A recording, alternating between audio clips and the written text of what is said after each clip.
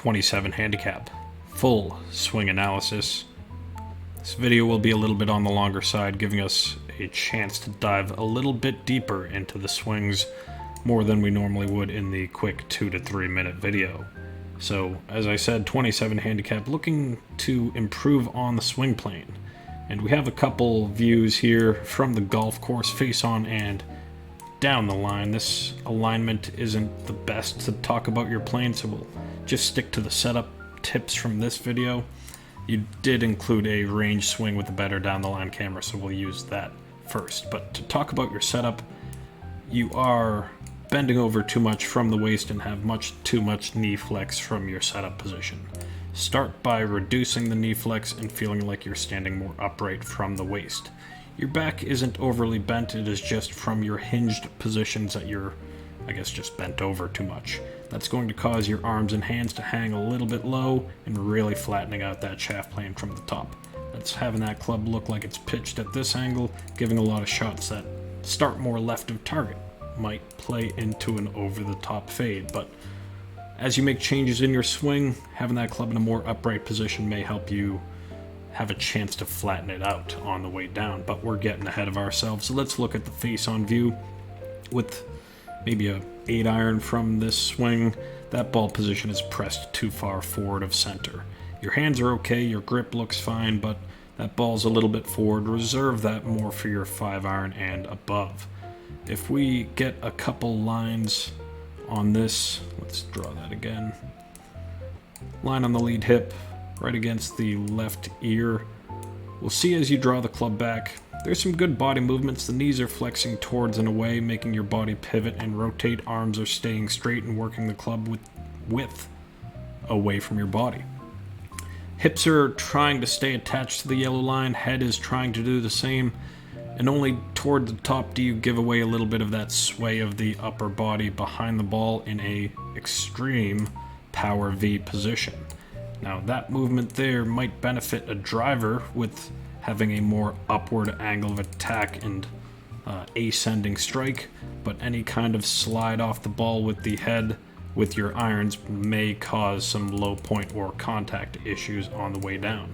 So rather than just guess at our lines, let's quickly redraw those, get you back to the top position, and see on the way back down, that powerful position doesn't really get the weight shifting forward. You rotate out and behind, staying behind the ball, and likely causing that club to bottom out an inch or so behind the ball.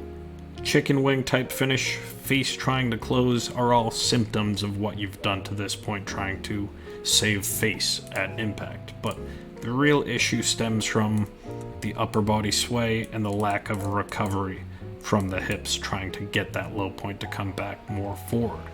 But we'll get a torque comparison up now, actually. So we'll get rid of this swing and pull up. Who do we got face on?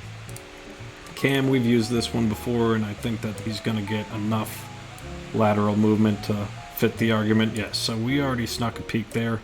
We'll redraw our lines in the same positions and snap our way to the top for the same over here.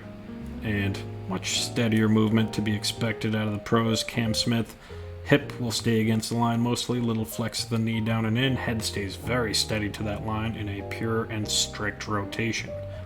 Only then and initially to begin the downswing, it's a question that's often asked. What starts? Is it the hips? Well, yes. What do? They should shift instead of twist. Your first move to begin that downswing is a twist. That left hip disappears behind you, and that's going to force the club over the top. Nothing but rotation brings your club shaft more upright on the downswing. This subtle but very effective and necessary shift and slide of the weight forward by just a couple inches is enough to shift the low point just as far forward and have a descending blow down on the ball, and also has some shallowing effects up at the top of the backswing and starting down. So we can get a little bit more involved into that, but I think that the real point here is sway or no sway of the head off the ball. You need to still get that weight to come forward. And it's not like you can magically displace the hips by just sliding them forward. It's going to start right there in the trail foot, needing to get your weight like a pitcher off the mound, sliding laterally, getting that right knee to drive in, kissing the other knee before you strike the ball. See that knee come in and touch the other one? Yeah, that's the end of your swing when your weight has shifted. Get that movement to start happening a lot sooner, and your low point will improve greatly.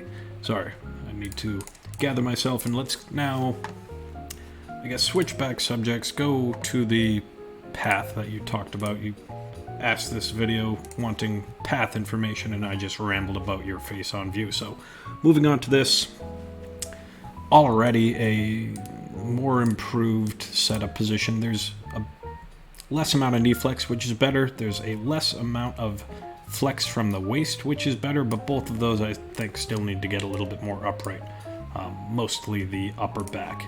Shaft, again, doing the same thing, hanging a bit low, hanging a bit flat, but we'll use that path line, try to see where you go. First move is decent with the hand path, staying low. I thought you had a good takeaway, really. Your first move isn't bad.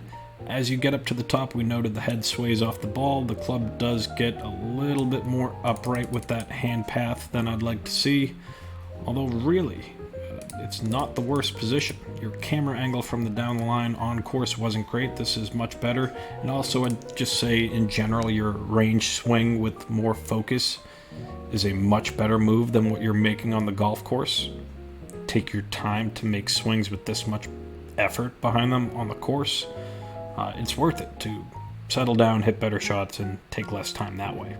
Notably, a lot more movement in the trail foot trying to do something. It's not driving, it's actually lifting up toward the toe, and that's another thing that's just going to get your hips spinning and moving. So, to the plane, what do we do about this? We try to suggest that beyond your P2 position, which your takeaway is fine, try to start working your hand path a little bit deeper and more around your body.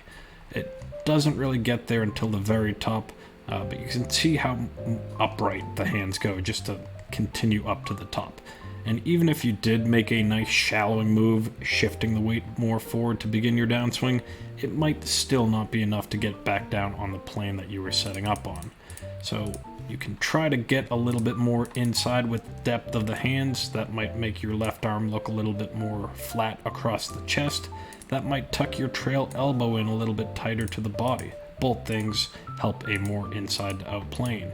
But even giving you two options on this video, adjusting your backswing with a couple tips, or just starting from here. Start from the top of the backswing with sway, with the upright position, and I do believe if you get that hip to move forward, driven off the back foot, you can then have the time and space to shallow that club and have a chance to bring it down on a better path.